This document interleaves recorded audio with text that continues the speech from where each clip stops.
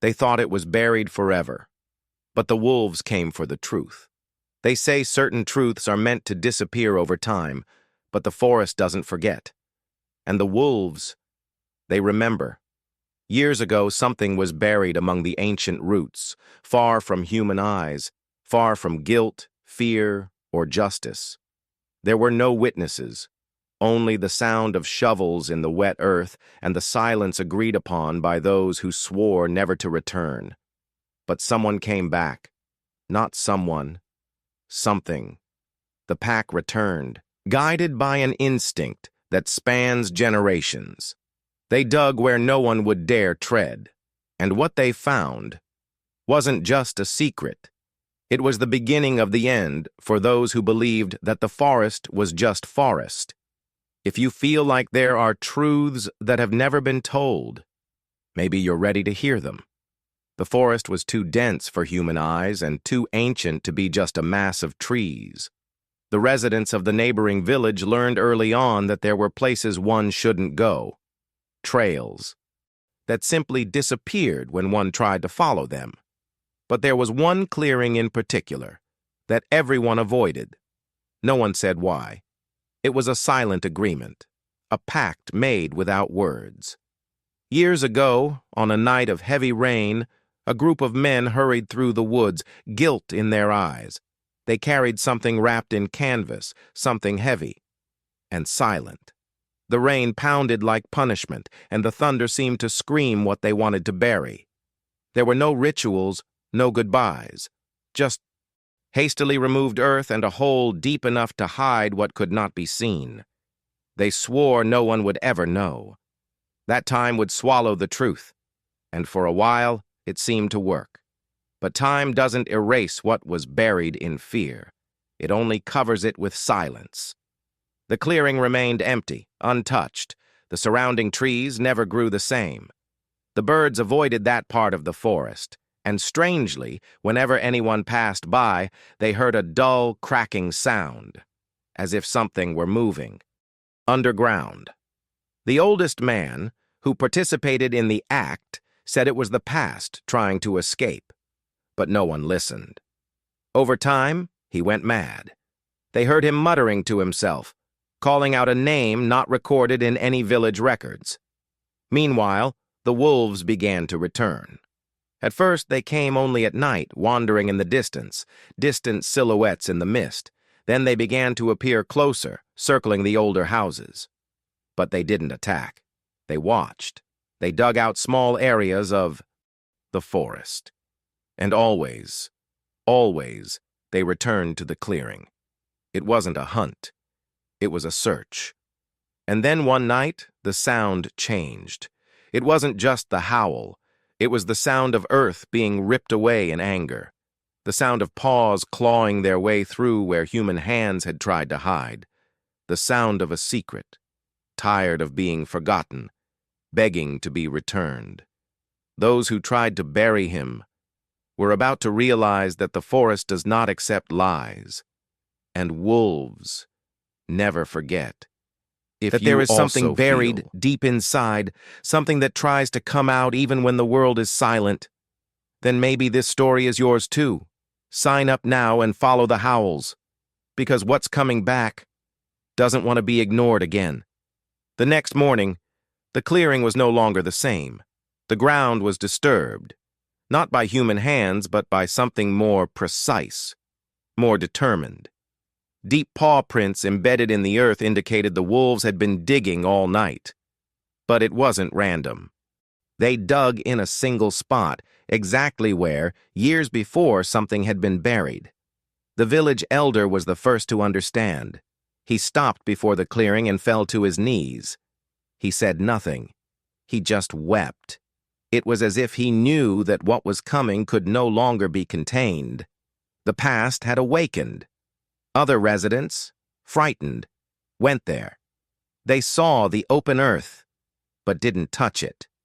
There was something sacred and dark about that hole, a warning, and in the center, something partially exposed. A piece of old, damp, torn fabric wrapped in roots that seemed to have grown around it as if trying to learn what was there, as if the forest itself had tried to keep the secret sealed, until now. That night, the howls returned. But this time, they were different. They didn't come from just one direction.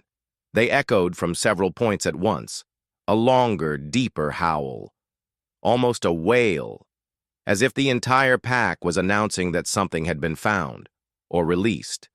Some claimed to hear voices amidst the howls, words broken amidst the wind.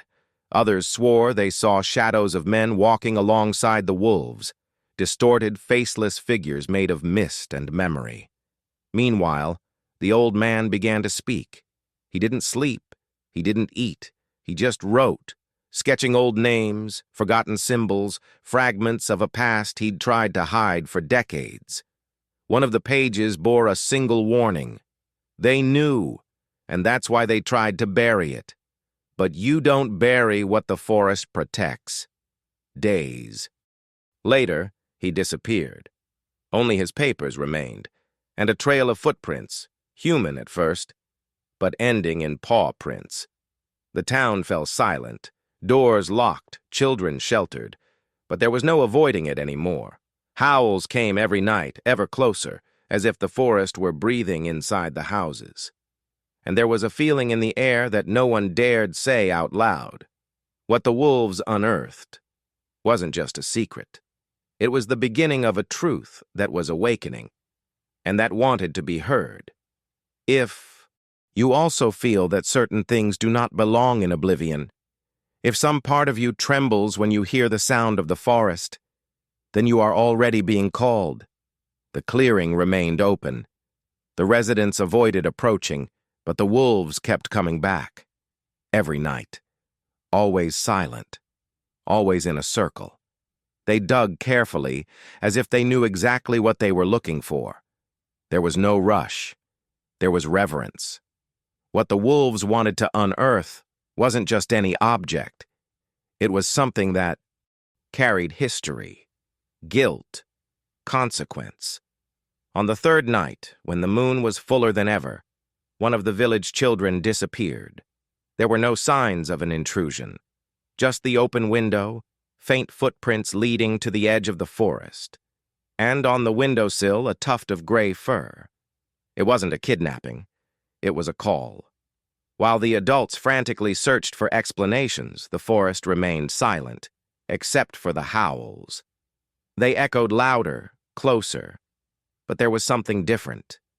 They were more rhythmic, almost like a cadence, a ritual. In the center of the clearing, something new had appeared. Intertwined roots formed a kind of natural altar, and on it, the wolves had left the remains of human objects: a piece of mirror, a gold ring, a small child's shoe covered in dirt. None of this made sense, until the papers left by the old man began to be read. Among the confusing drawings and fragmented words, one passage stood out, like a confession unsaid in life. She cried so much. And the wolves came. First one, then the whole pack. They wanted to protect her, but they said it was a curse, that it had to end before it was too late. I didn't have the courage to stop them. And that's why I write, because I know they'll come back. And when they do, it won't be for revenge. It will be to remember. Those words were the thread that tied everything together. It wasn't a buried creature. It was a child, one that the wolves had tried to save, one that men buried in fear of. What they did not understand. The village built its entire normality on this denial. A deep-rooted silence passed down from generation to generation like an invisible inheritance. But now the howls were breaking that inheritance. The missing child was seen days later, walking among the wolves at the edge of the forest, her eyes vacant and her feet bare. She was alive, but something about her had changed. When the men approached, the wolves didn't attack. They stood still, forming a shield around her. And it was she who spoke in a voice that sounded much older than her years. "She's still here. And now, you'll all remember." What had been unearthed wasn't just a body. It was a spirit, a story forcibly forgotten. And now, she walked again, guided by the pack. If you believe that what was buried in the past can remain there forever, be careful. Because the forest holds everything, and the wolves return what is theirs. Even before the secret was unearthed, there was a wolf that never left the glade. He was older than the others, his fur weathered and his eyes filled with something resembling pain. Unlike the pack, which came and went with the cycles of the moon, he remained. Always there, always silent, sitting near the spot where the ground had been violated years ago. The town called him the Spectre. Some said he was a spirit trapped in the place. Others believed he was an omen, a sign that something terrible was yet to come. But no one approached. Whenever they saw him, it was from afar. He, motionless, watching, like a silent sentinel of something only he understood. After the missing child was spotted at the edge of the forest, something changed in that wolf's eyes. He began howling during the day, something unusual and disturbing.